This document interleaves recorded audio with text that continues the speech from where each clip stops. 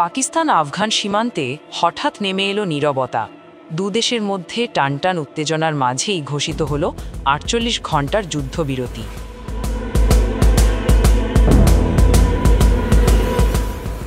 আফগানিস্তান ও পাকিস্তানের মধ্যে টানটান উত্তেজনার মাঝেই এসেছে এক স্বস্তির খবর।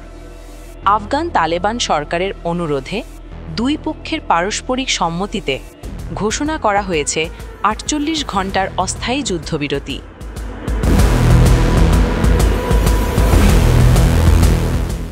তবে এর আগে কান্দাহারে তালেবান ঘাঁটিতে পাকিস্তানি বিমান হামলায় ধ্বংস হয়েছে ব্যাটালিয়ন নম্বর ৪ ও বর্ডার ব্রিগেড ৬।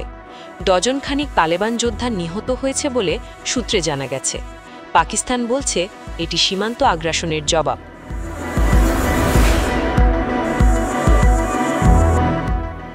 সব মিলিয়ে যুদ্ধবিরতি ঘোষণা এলেও সীমান্তের বাতাসে এখনও ছড়িয়ে আছে অবিশ্বাস আর অনিশ্চয়তা।